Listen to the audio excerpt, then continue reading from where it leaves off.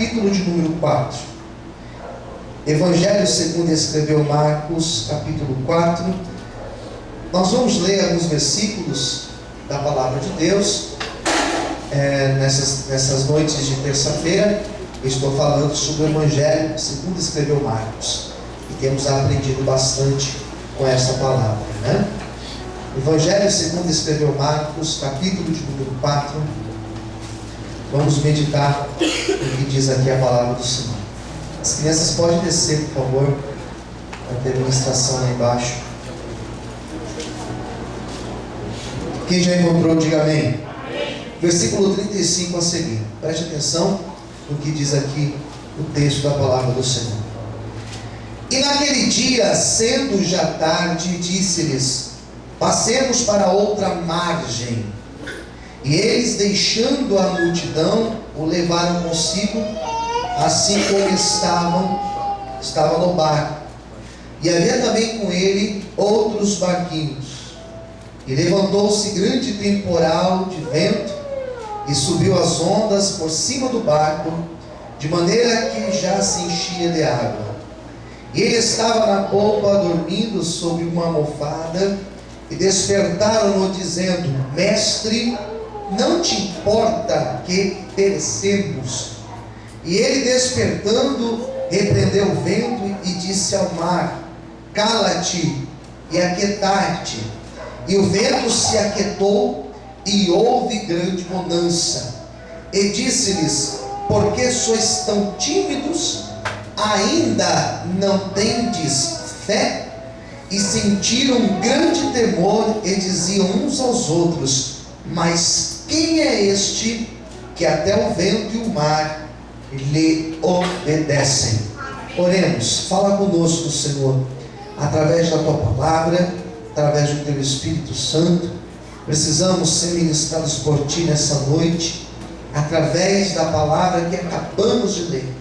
Revela, Senhor, o Teu querer, a Tua vontade às nossas vidas, que nada venha nos distrair, que nada venha roubar a nossa atenção, mas que possamos ser tocados por Ti nesta noite, em nome de Jesus. Amém e graças a Deus. Vamos aplaudir ao Senhor. Aleluia.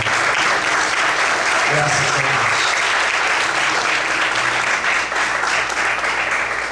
Pois bem, queridos, essa passagem que eu li para vocês, ela é citada em Mateus capítulo 8, versículo 23 a seguir, em Lucas capítulo 8 também, do versículo 22 a seguir, e aqui em Marcos. E é interessante que os outros evangelistas escreveram esse mesmo milagre seguindo uma outra ótica. É mais ou menos você pensar que a pessoa que está sentada aqui no meu lado direito, do teu lado esquerdo, me enxerga de uma forma, quem está sentado do lado de cá, do lado esquerdo meu, me enxerga de uma outra maneira, porque são perspectivas diferentes. Quem está aqui no meu lado, aqui no lado do Ítalo, ele me enxerga de uma outra perspectiva. E diga-se de passagem, a perspectiva que ele está enxergando, mas ninguém está enxergando, ele está bem à minha lateral. Então cada um tem uma maneira de enxergar um fato. Por isso que você encontra às vezes um milagre que está citado lá em Mateus, ou em Marcos, ou em Lucas, e eles têm alguns detalhes diferentes, porque são perspectivas diferentes.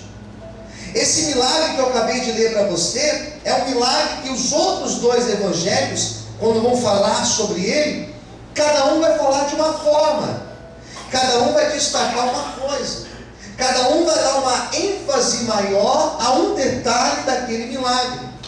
É mais ou menos ao terminar o culto e nós perguntarmos lá na porta: e aí, como que foi o culto? O que mais tocou em você?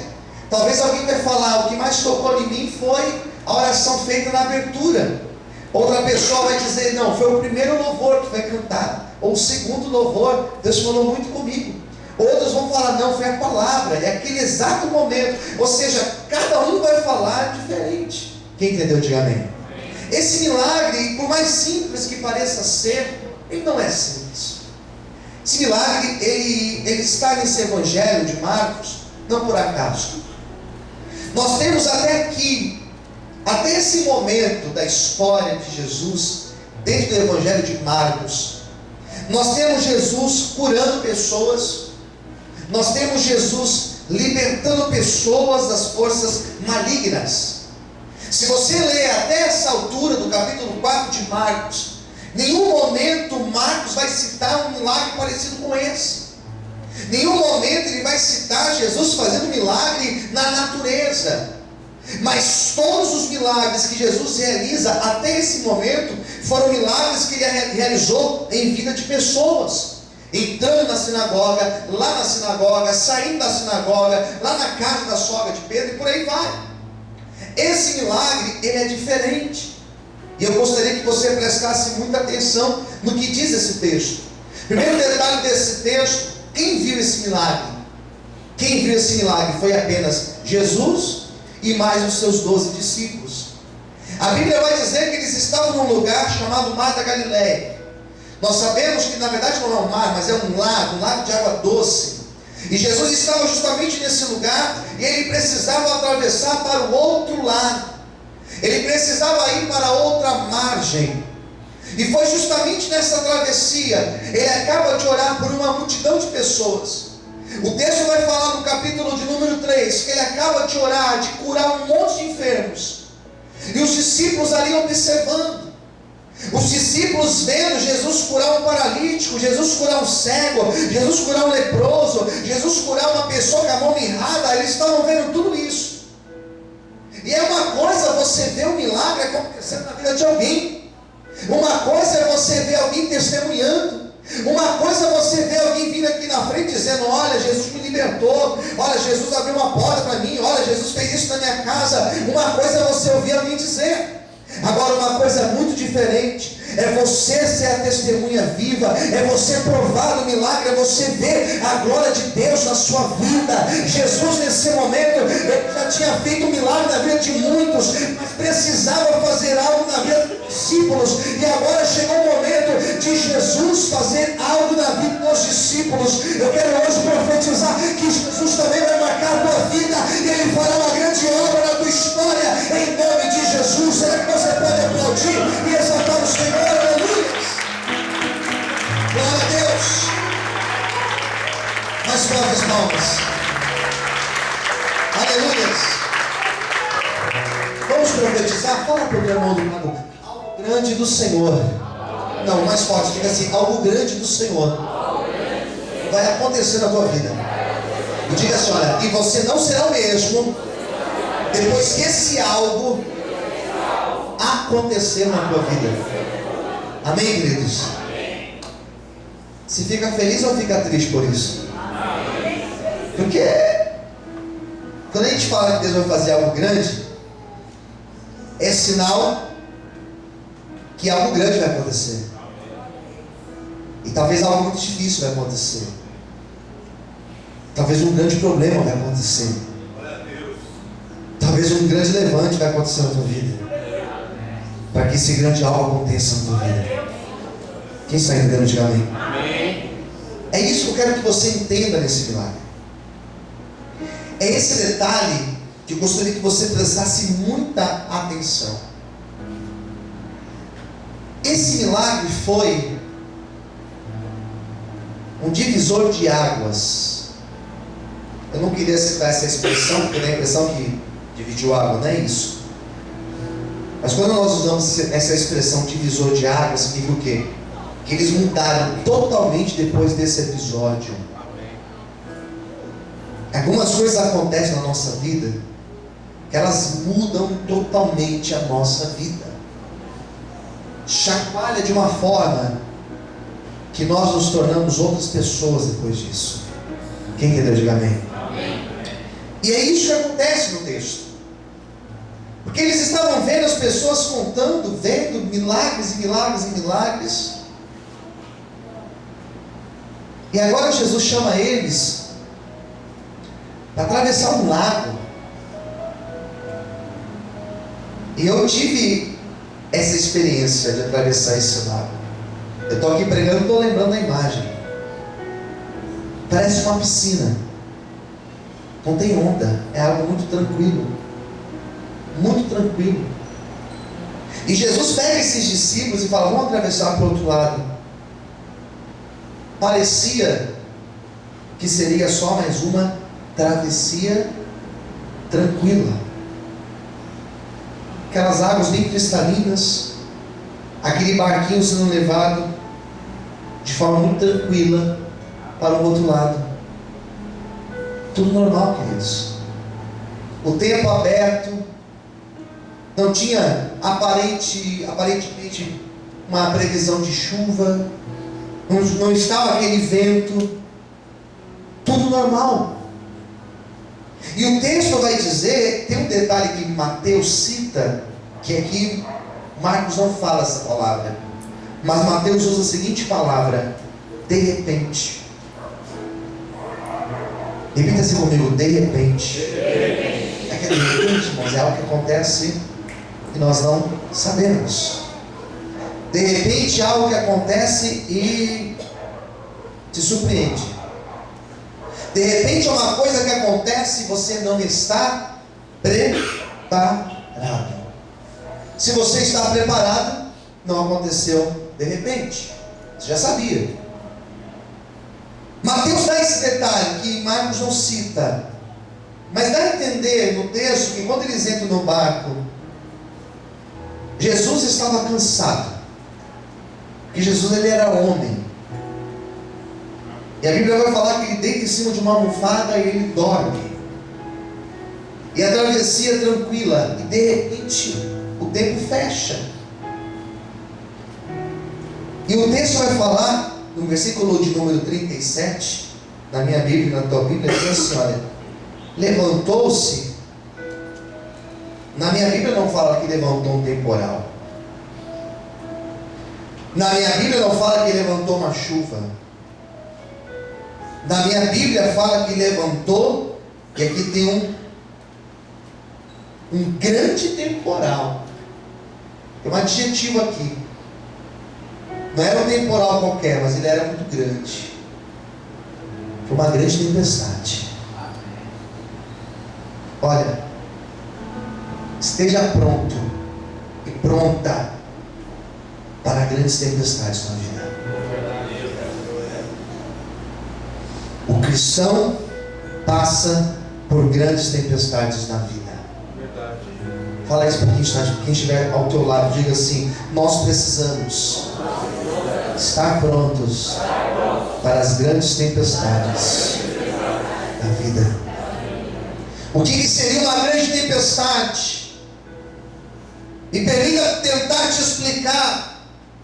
Uma grande tempestade é estar tudo bem na tua vida, é estar tudo bem, as coisas todas caminhando perfeitamente, o emprego funcionando, a vida sentimental em paz, a vida familiar em paz, o casamento em paz, todas as coisas no seu devido lugar. Problemas no cotidiano, como qualquer pessoa tem. Um problema do cotidiano não é uma grande tempestade, querido. Um problema do cotidiano, não confunda problemas comuns da vida com grandes tempestades. Não confunda uma dor de cabeça com uma doença. Não confunda dor de barriga com doença. Não confunda problemas pequenos com grandes tempestades na vida. Esse texto vai dizer, não que eles tiveram um pequeno problema, mas esse texto vai dizer que de repente estava tudo bem, e de repente o vento soprou forte, de repente o céu ficou negro, de repente aquele barco começou a balançar, e eles começaram a achar que o barco ia afundar, e que todos eles iam morrer naquela tempestade. É isso que eu entendo nesse texto, que tudo está bem, e de repente levanta um vento, de repente levanta um problema, preste atenção, de repente levanta uma tempestade na tua vida, mas não se preocupe, porque se o vento tem soprado, o Senhor está no barco, Ele não vai deixar o barco afundar a tua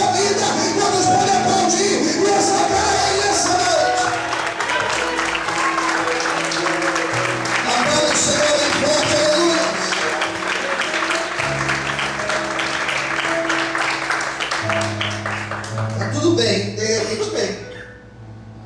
De repente é um diagnóstico. De repente é um caroço que aparece. De repente é alguém que se levanta contra a tua vida. Quem está entendendo? Diga amém. De repente é um incêndio que acontece. De repente é uma porta fechada. E um grande problema que surge. Interessante que os discípulos não tinham controle daquela situação. Haja visto que o barco ia afundar e eles eram pescadores e sabiam navegar e conheciam bem aquela região. E a conclusão que o barco ia afundar foram eles que tiveram. Posso ouvir amém? Amém. Porque o olhar humano, fala assim para o teu irmão, o olhar humano diz algo, mas o olhar pela fé, ele sempre vai dizer outra coisa. Então, pelo olhar humano, eles olharam assim e falaram assim: esse barco vai afundar e nós vamos morrer. Nós vamos morrer. E a sensação de morrermos, a sensação de achar que vai morrer, não sei se aconteceu com você alguma coisa que você falou: acho que eu vou morrer. Tem gente que acontece quando vê uma barata: acho que eu vou morrer. Tem alguém aqui na igreja que quando vê uma barata, rato, acho que eu vou morrer. Não me envolva nessas coisas. A sensação de achar que vai morrer, ela é terrível. Quem entendeu, diga amém. Ela só é pior quando você tem a sensação que vai morrer. Está ouvindo? Quem está ouvindo, diga amém. Ela só é pior quando você tem a sensação que você vai morrer e que Jesus não está nem aí para você. Porque no momento que eles acharam que eles iam morrer, olha o que o texto vai dizer, e eu quero que você preste bastante atenção no que eu vou falar para você agora. Está no versículo 38. E ele estava na popa dormindo sobre uma almofada, e despertaram-no, dizendo-lhe: Mestre, não te importa que pereçamos? Que está entendendo, diga amém. O Senhor não se importa que nós vamos morrer, Senhor? Talvez eles acharam assim: bom, se ele morrer, ele sabe para onde ele vai, porque ele é filho de Deus. Mas se nós morrermos agora? E eles falaram assim: Senhor, o Senhor não está preocupado? Olha aqui para mim. O Senhor não está preocupado se nós morrermos? Eu quero que você agora pense em algo da tua vida. Se é que existe um algo na tua vida que você hoje tem a impressão que está morrendo. Se existe algo na tua vida, fecha os olhos agora. Se existe algo na tua vida que está como uma flor que começou a murchar, que as pétalas começaram a cair, e que você olha e você fala assim: Senhor, eu acho que está morrendo, Senhor. Eu acho que o meu casamento está morrendo, Senhor. Eu acho que a minha vida financeira, ela está morrendo, Senhor. Eu acho que a minha vida profissional, ela está morrendo, Senhor. Eu acho que os meus projetos, eles estão morrendo. Eu quero que você comece a pensar agora em algo da tua vida. Feche os teus olhos. Algo na tua vida que você está dizendo: pastor, eu acho que esse algo está morrendo, e a impressão que eu tenho é que Jesus não está fazendo nada, é que nada está acontecendo. Só que eu tenho nessa noite uma palavra de Deus, uma pregação de Deus para a tua vida, justamente para este sonho, para esse projeto, para esse algo que parece que está morrendo. Manda o Senhor dizer para você que não vai morrer, porque Ele está no controle, e Ele vai mostrar a glória dele sobre a tua vida. Levanta a sua mão para o céu e anda xingar a vida agora. Eu profetizo que vai ter vida, eu profetizo a restauração, e tem mais, eu profetizo que todo vento, todo mal, ele vai cessar, em nome de Jesus. Todos podem aplaudir e exaltar ao Senhor.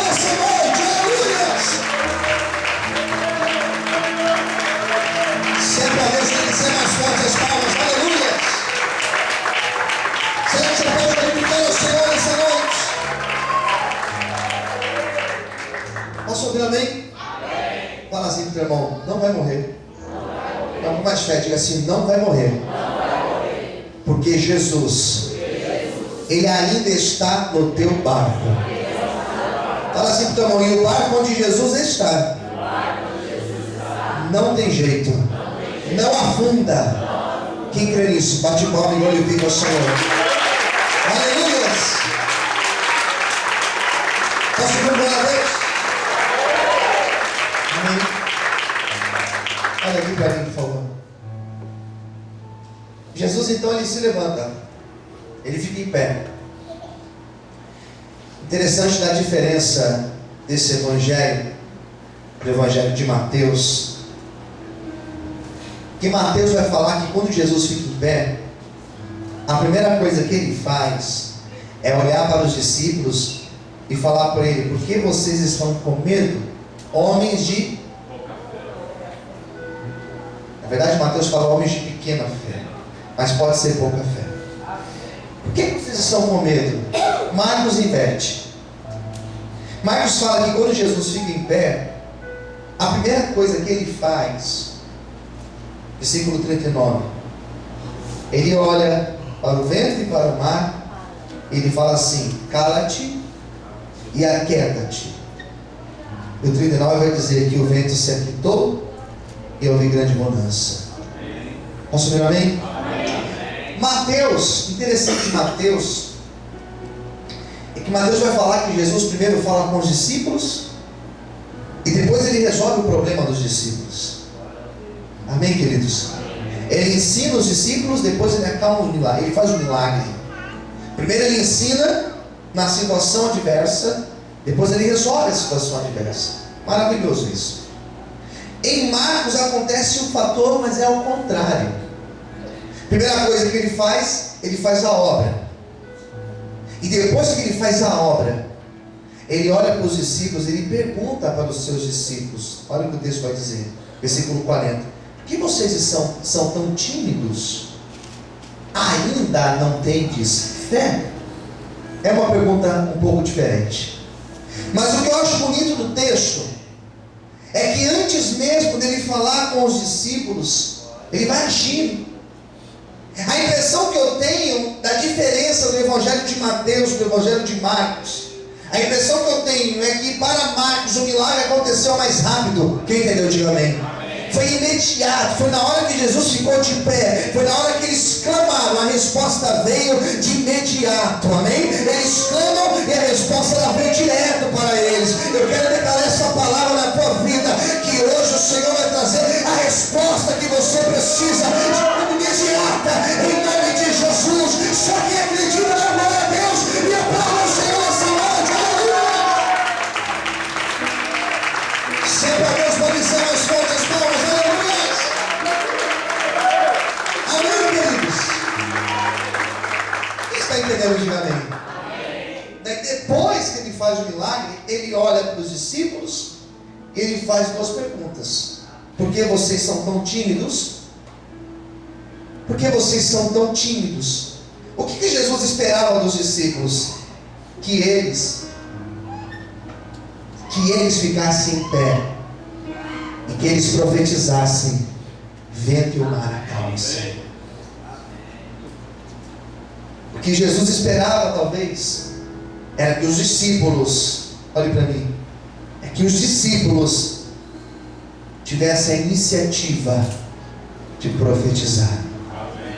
Fala assim para o seu irmão do lado ou para a sua irmã: nessa noite, saia daqui com iniciativa de profetizar.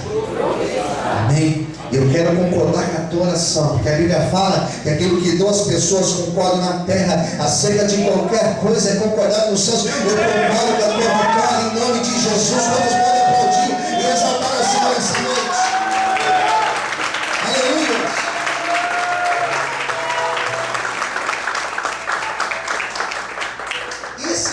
Essa frase, ainda não tendes fé? Olha, queridos, com certeza o Senhor estava dizendo para eles: vocês não entenderam ainda que as coisas elas acontecem quando nós colocamos a fé em prática. Quem está entendendo, diga amém. Vocês não perceberam ainda que é a fé que move? É a fé que faz com que o vento acalme? Vocês não perceberam ainda que é através da fé? E a fé, queridos, nada mais é do que eu acreditar naquilo que eu não estou vendo. Amém, queridos? Amém.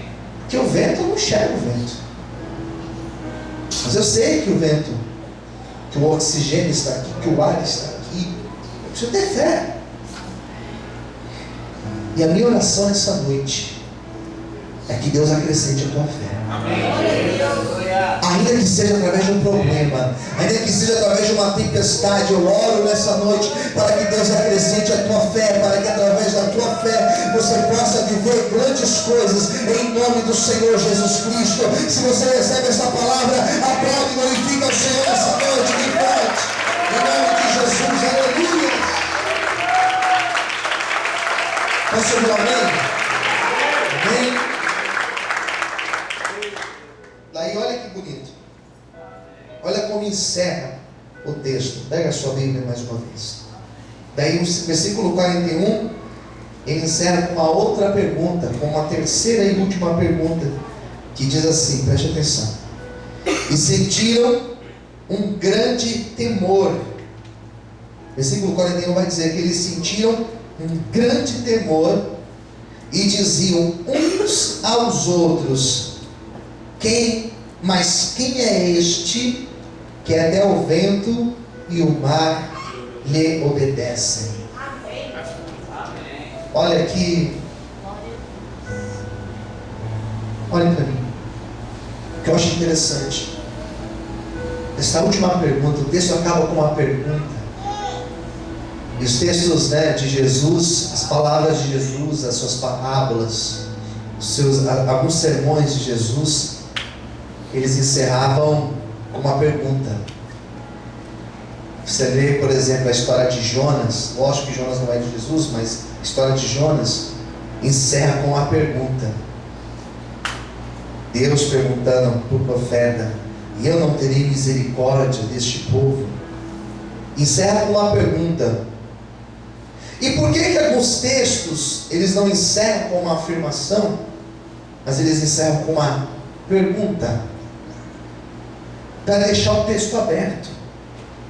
Aqui não tem um ponto final, mas aqui tem uma interrogação.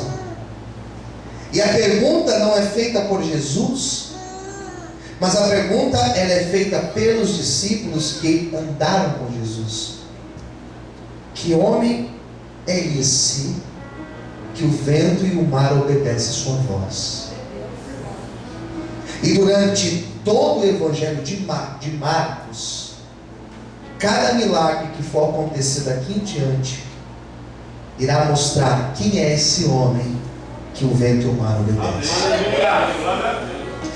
Preste atenção, quando Jesus entrou na sinagoga e ele ora por aquele homem endemoniado, e aquele homem é liberto, o que o povo falou? O povo falou o seguinte: que homem é esse?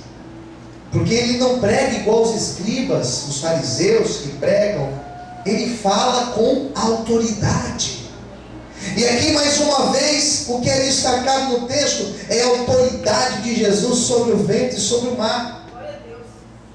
Eu quero encerrar essa pregação dizendo para você que esse mesmo Jesus, o mesmo que teve autoridade para orar por alguém demoniado, essa pessoa ser liberta, esse mesmo Jesus que orou por alguém que estava enfermo, leproso, e a pessoa foi curada, esse mesmo Jesus, ele entrou no barco, ele acalmou o vento, ele acalmou o mar, e eu creio nisso. Quem também crê, diga amém. É esse mesmo Jesus que nesta noite ele libera uma palavra na tua vida, e aquela palavra que ele libera, a palavra que ele libera sobre a tua vida, essa palavra ninguém faz voltar atrás. Quando ele libera uma palavra de cura, a doença tem que sair. Quando ele libera uma palavra de restauração, a restauração tem que acontecer. Quando ele libera uma palavra de vida, a vida precisa voltar. Por isso, nesta noite, levanta as suas duas mãos para o céu. Tem uma palavra de Deus sendo liberada sobre a tua vida, e é palavra de vitória, e é palavra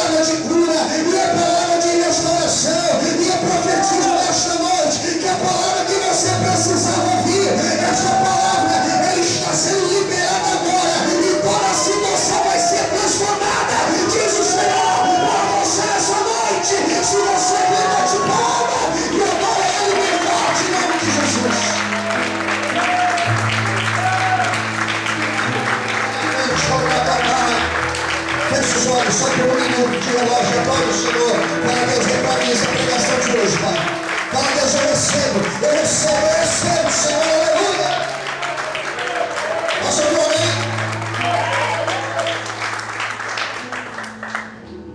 Posso orar por você?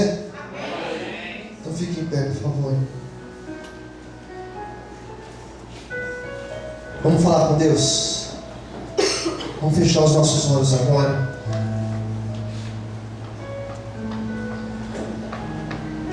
Vamos falar com Deus